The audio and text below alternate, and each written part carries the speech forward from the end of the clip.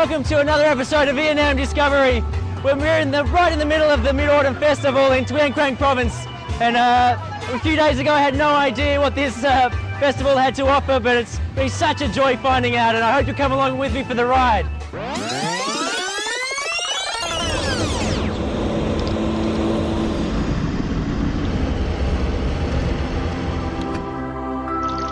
Hi, my name's Cameron. I'm from Australia. People often call me Cam, which means orange in Vietnamese. And luckily, oranges are refreshing and sweet, just like me. Quite the coincidence, really. I used to work as an environmental engineer, but last year I decided to change careers and allow more time to travel around and experience life in Vietnam. I've arrived in Quang during mid-autumn. From the very first moments, I've been struck by the magnificent landscape and the intriguing history. The name, the capital of Vietnam's revolution, has been mentioned a lot when people tell me about this land. So here we are in Tân Châu historical site, a really famous, important place in Tuyên Quang province. Behind me here you'll see this really large banyan tree, which has great significance for President Ho Chi Minh and his colleagues spent a lot of time here preparing for the August Revolution in 1945, and a must-see for anyone wanting to come and visit this region.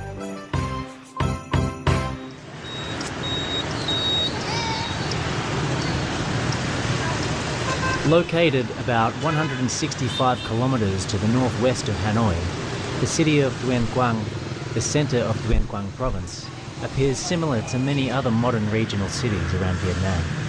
Here, the streets look much like those in Hanoi. For my first time in Tuyên Quang, I'm really curious about the Mid-Autumn Festival here. It is the festival of gigantic lanterns and is the only place in Vietnam where this tradition has developed.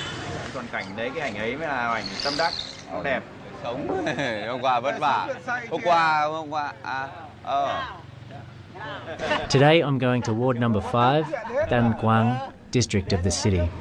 This place is known as the cradle of the festival. Đây là ảnh mô hình và chú Thành với lại mọi người trong tổ. That's incredible. Dài, mô hình con rồng này. Con rồng, Văn Miếu Quốc Tử Giám. Chú làm đến đó bao lâu rồi? Chú làm từ năm 2007. 2007 thì làm cái mô hình để dự cái đêm hội Thành Tuyên. Tại sao chú làm? Chú làm là nhằm cái mục đích cho các cháu vui chơi và để có một cái đêm hội lung linh. Nên chính vì thế nên chú mới làm cái mô hình để diễu trên đường phố để tạo cái không khí lễ hội nó tưng bừng hơn, các cháu được vui hơn. Năm nay chú làm thing gì? Năm nay á là chú muốn làm một cái con ngựa dựa theo trên một cái tranh bát mã. Thế nhưng đó là ý tưởng của chú thôi. Cái này á là chú phải đi ra tổ nhân dân để họp xem là mọi người có nhất trí không. Cam sẽ tham gia cuộc họp đó chứ. của từng năm. I definitely felt very welcomed and very comfortable, and everyone treated me very well and with respect and ease. So it made me feel very comfortable to be around. Nội dung là bàn để đi làm cái mô hình tổ chức trung thu cho các cháu, đưa ra một số cái ý tưởng về mô hình để làm và để tham gia cái đêm hội Thành Tuyên năm 2014, chọn một trong 2 mô hình. Cái môn thứ nhất là mô hình song mã và đèn kéo quân. Cái mô hình thứ hai là mô hình bát mã. Mời toàn thể các hộ gia đình trong tổ nhân dân họp và xin ý kiến của tổ.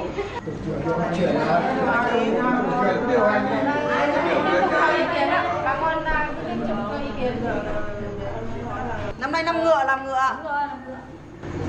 Mô hình thứ hai là mô hình song mã thì bà con thấy thế nào ạ? Theo tôi nghĩ thì năm nay là cái năm ngựa, năm giáp ngọ. Thì bản thân tôi cũng có một cái ý tưởng là nếu mà làm được một mô hình về con ngựa thì nó rất là tốt. Bởi vì con ngựa thì nó rất gần gũi với con người. Xưa kia là cha ông ta là đi chiến đấu là bằng ngựa. Tôi thấy là làm con ngựa thì là rất tốt rồi. Ta cũng tiếp tục là cho ý kiến. Tôi hoàn toàn nhất trí là làm mô hình bát mã. Kinh phí đóng 100.000 trên gia đình ấy, liệu có đủ để làm 8 con ngựa không?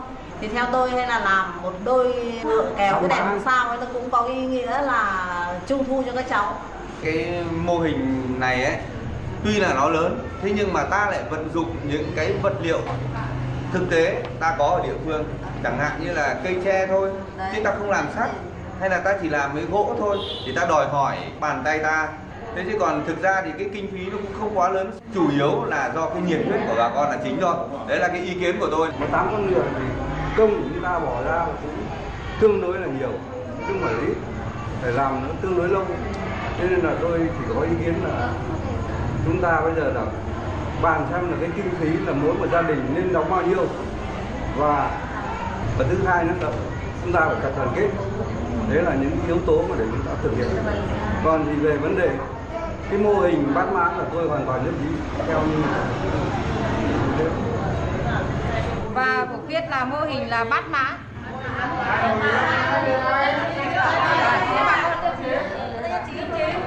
53 hộ nhân dân bằng 100%. Tổ nhân dân là bà con nhân dân trong tổ đã nhất trí làm mô hình bát mã. Cuộc họp tổ nhân dân là đến đây là kết thúc. Thay mặt cho tổ nhân dân xin tôi cảm ơn các bà con. Xin giới thiệu bạn là bạn Ca, là người ở Úc đến tham gia cùng với tổ nhân dân ta để làm mô hình con ngựa. Bạn hết sức cố gắng cùng chúng tôi để hoàn thành cái mô hình con ngựa.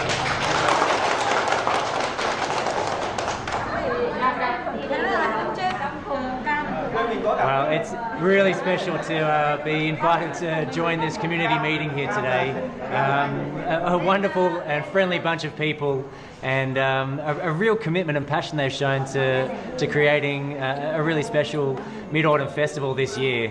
There's a lot of debate and negotiation back and forward to come up with a final plan, and a really ambitious plan they've come up with to create a float with 8 horses. And I feel a little bit daunted that I'm going to have to help make one of those horses, and I'll wait to see exactly what I have to do with that.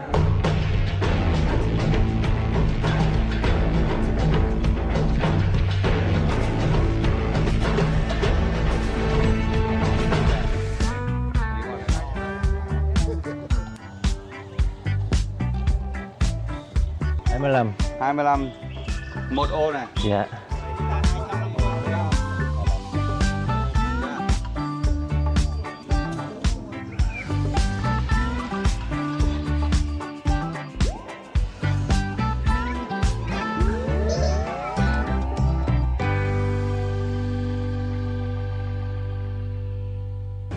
Cái này là 1-2 nhá. One two. 1-2 này.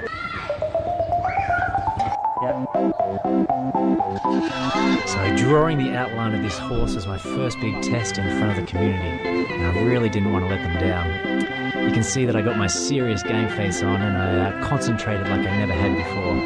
Unfortunately, Mr. Tang did have to redraw a few too many of my lines, but I eventually got the hang of it.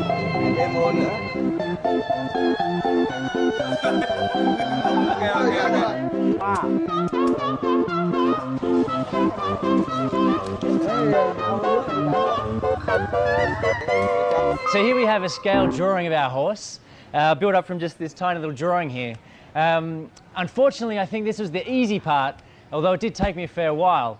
And now hopefully Chu Tang is going to show me how to turn this drawing into a full-scale wooden model of a horse. And hopefully we can get it done before the festival.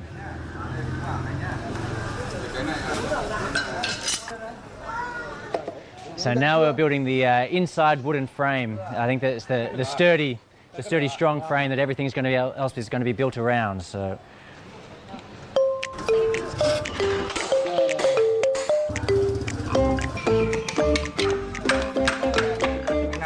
It's hot, sweaty work here. You can see Chu Tang is building up quite a sweat.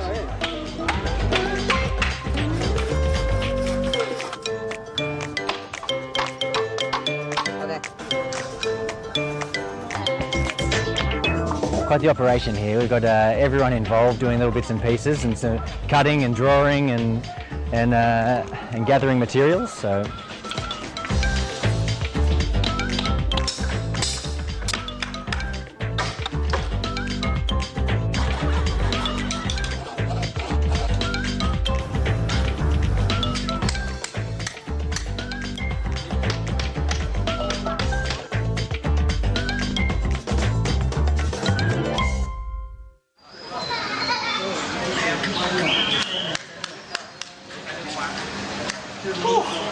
Almost done now. Looking like it's coming together. Almost ready for the big festival straight. This is tough work, thirsty work. So really not even halfway through making this horse yet. So I think it's almost time for a break. And hopefully we can get onto the rest after a bit of a cup of tea.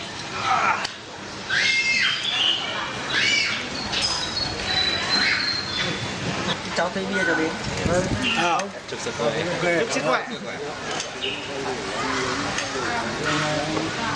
I think the easiest part of making the horse lantern was probably making the solid wooden frame structure that goes inside the horse at the start. I'm a little bit familiar with using saws and hammer and nails and chisels from some of the things I've done back in Australia. So yeah, so I think that was probably the easiest for me. Okay, now we're on to the real business of setting up the frame of the bamboo. Yeah.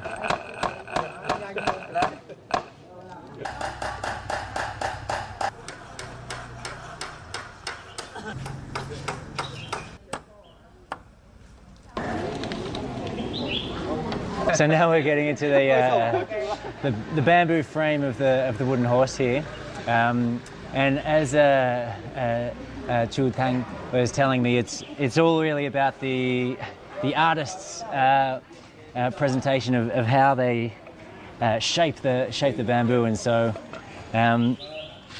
getting the curve just right is very important.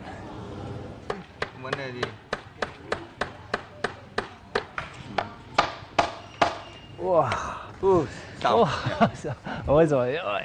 Đau lưng quá. Yeah, very sore. Just mighty stiff work bending down that whole time.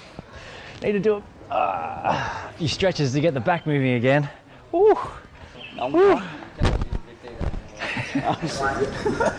at all the sweat on this man's face. Making me make it look easy.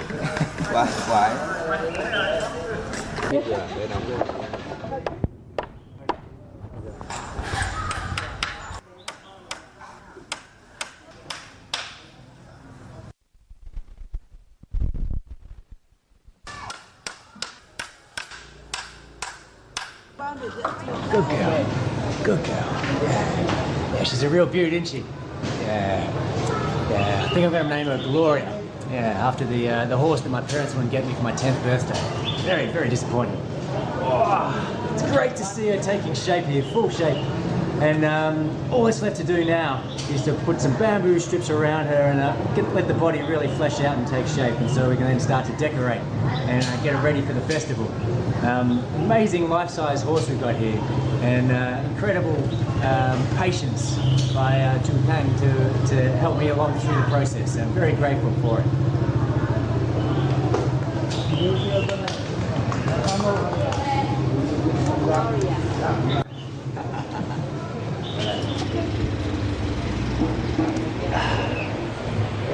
Just getting warmed up. Which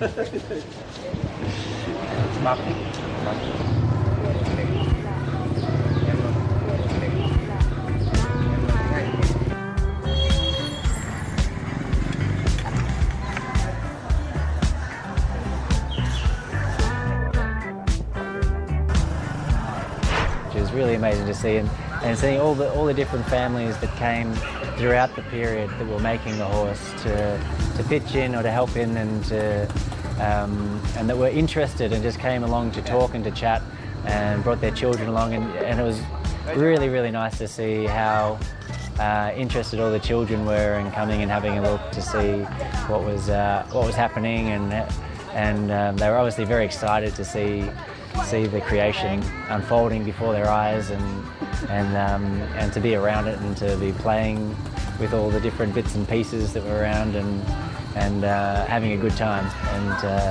And so yeah, I can really appreciate the effort and the commitment that the whole community goes to in preparing these things for the children, and it obviously does its job, because the children seem to have a really fun time with everything that goes on. Này nhá, chiều dây điện ông phải để dưới hộ tôi cái nhá. Cứ cắm thẳng vào đấy luôn, không buộc. Xoáy ở bên này. There we go. Just putting the finishing touches on the lighting system inside this horse. It's got a huge amount of fluorescent lights in here. It's going to light it up like a Christmas tree. Very excited to see what it looks like. Chu Tang has been extremely patient and helpful in teaching me how to get this thing into its final shape. And now it's time to put the skin on it and colour it up. So, Joy, đi. Đi. Yeah. And then we moved on to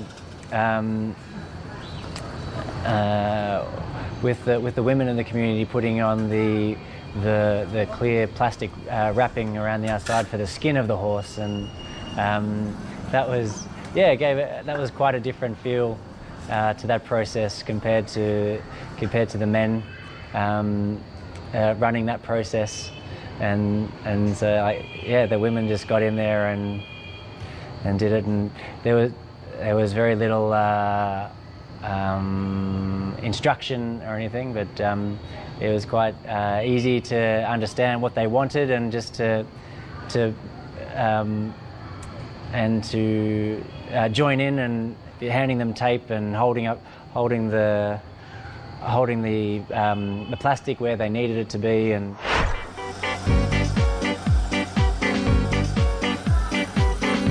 then came the painting, the spray painting, a bit like spray painting a car. I didn't quite get my way with wanting a very colourful, multicoloured horse, although I tried to convince Chu Tang to make it a wavy, curly pattern of some kind with dots or something. But I'm still very happy that we've got a very bright and colourful horse with pink skin and yellow hair and a yellow tail.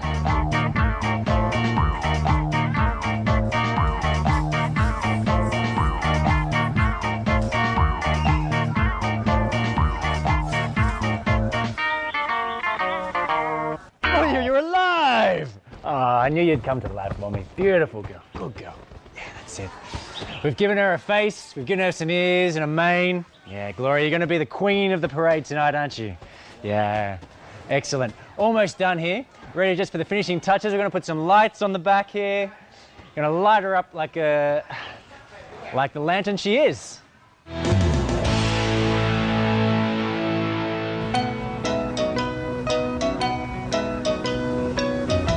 Well, after completing Gloria, I'm now indeed excited for the parade of the Mid-Autumn Festival. While we wait for the sun to go down, I think I might go for a tour around the city. The colourful and joyful atmosphere of this city that I've felt since being here makes me want to discover more of this interesting town.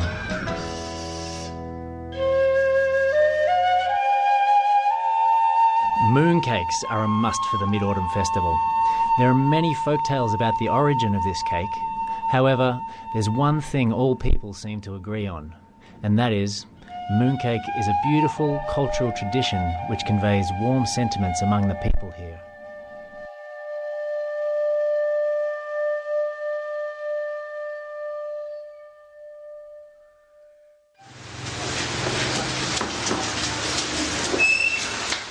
Here we are in one of the oldest bakeries in Quang province, learning about how to make the mooncake, an absolutely critical part of the Mid-Autumn Festival.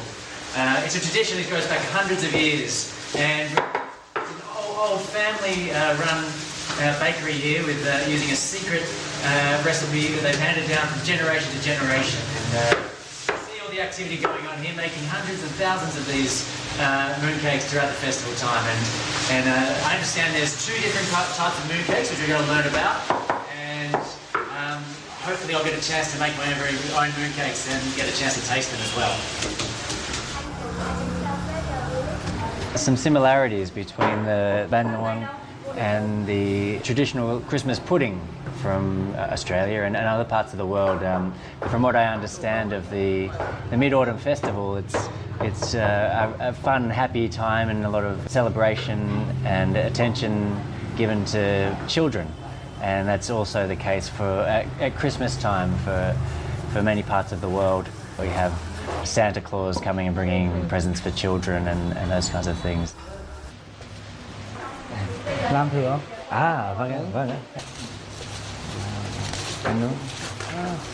Một ngày chưa làm bao nhiêu cái?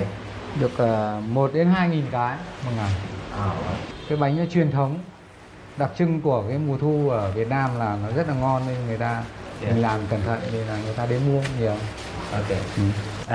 Công thức có bí mật không? Thực ra trong cái nhân này là thập cẩm, tức là 10 thứ. Rất nhiều, tức là cam nhìn có thịt này, bí này, dừa này, vừng này, lạc sườn này.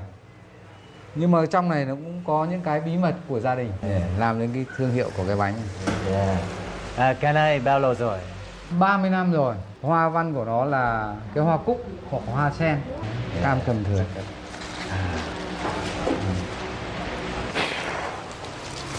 Here we have one of the molds used to make the mooncake for the Mid-Autumn Festival. This one is in the pattern of the daisy flower, which is a symbol of autumn in Vietnam. Really solid bit of wood, this one. It's been around for well over 30 years making thousands and thousands of mooncakes. So incredible to think of how many people this has fed in celebration of this festival. And I think I'm going to have to go and wipe all this flour off my face because wow. Đây là bánh nướng nhé. Cam cho cái này vào đây. Cho vào đều.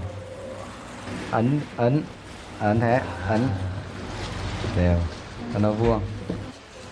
Push it down nice and firm and evenly. Here we go. Get it in there. Okay. Okay. Bang it. Okay. Nice and hard, I think. Bang it down on the table. 1, 2. Okay.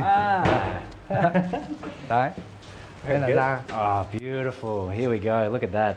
My first mooncake. Put it on the tray, ready for baking. And a little bit later, it's going to get pasted with some egg yolk to make it go nice and brown in the oven.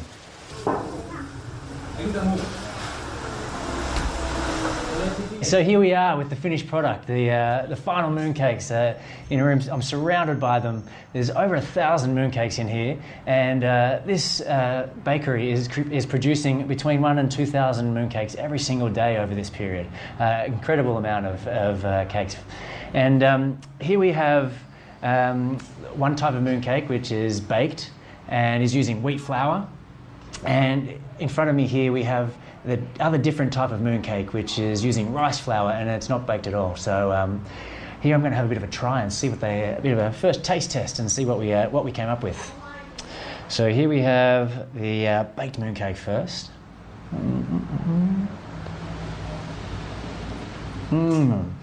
Got a big bit of sausage in that one. Really nice. So it's a real interesting mix between sort of sweet and savoury. A bit of lemon flavouring in there, and nice firm pastry, quite delicious. Now for the rice flour mooncake.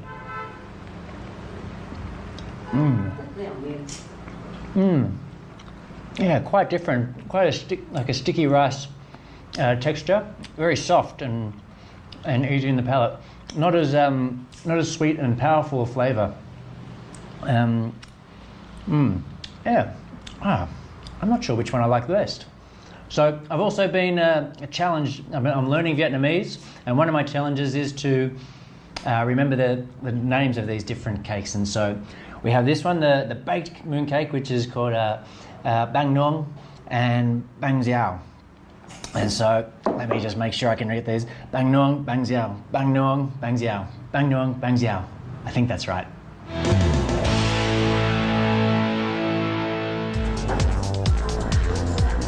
Back to ward number 5 and Mr. Tang.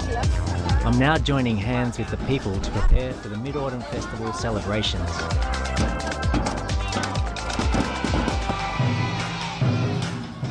Tonight, the children of the community will have a big party.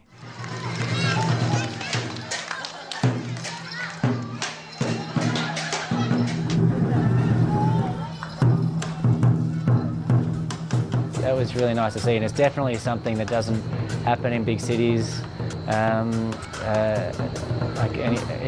very much anymore. But I mean, very similar to stories my mother and grandparents would tell about their childhood in Australia, similar communities, and definitely in the country areas in Australia, it's quite a similar experience. But I don't think probably to this extent, where people seem to spend a lot of time together. Mặt trận khu dân cư 5 bàn thống nhất đồng thời lấy ý kiến của nhân dân khu dân cư. I can feel the love the local people have for their children. They build the lanterns to create an exciting and magical experience for the young children in their community. Particularly, in Vietnamese people's belief, the Mid-Autumn Festival is for the children.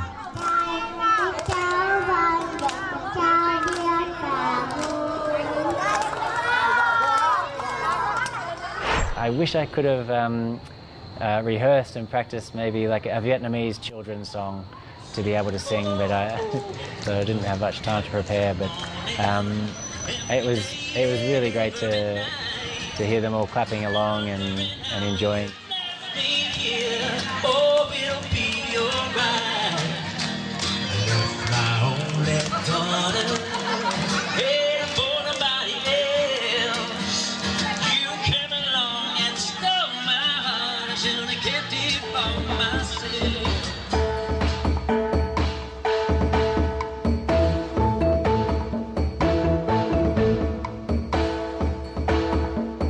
In 2007, for the first time, the Mid-Autumn celebration received a lot of attention from the public in the city. The gigantic lantern made by the people of Ward number 5 that year is considered as the seed from which the amazing festival we have here today grew. The lanterns became a unique cultural trait of Tuyên Quang. They are only found here and they are recognised in Vietnam's record book. After 7 years, what started as a private activity is now celebrated as a festival of the entire province this year.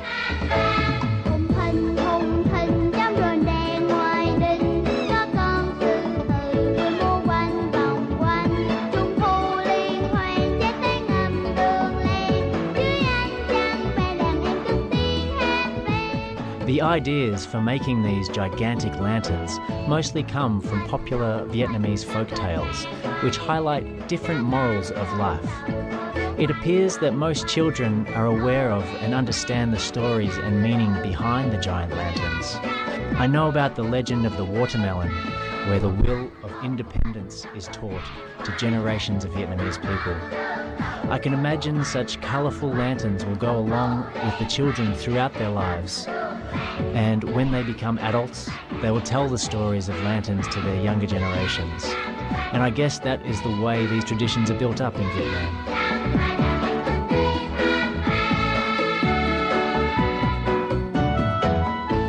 What a wonderful journey this has been. I hope you've enjoyed it almost half as much as I have. It's been an absolutely fantastic experience finding out about this Mid-Autumn Festival here in Tuyên Quang Province. The people have been so wonderful, and the children who have had such an amazing time. Seeing the smiles on their faces as they all ride along these huge big lanterns has been just a joy to behold. So I hope you'll catch you next time on Vietnam Discovery, and we'll see you again soon.